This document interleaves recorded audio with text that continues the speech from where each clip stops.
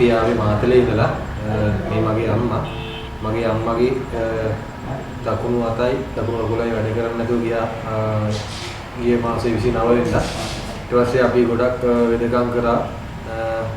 අපිට අඳුරුම්කම් මාර්ගයෙන් මේ ජයන්ත විද මහත්තයා ගැන අපිට ආරංචියක් ආවා. ඊට පස්සේ අම්මව ගිය සතියේ ඉරිදා ආපහු එක්කරන් ආවා වෙද මහත්තයා ළඟට.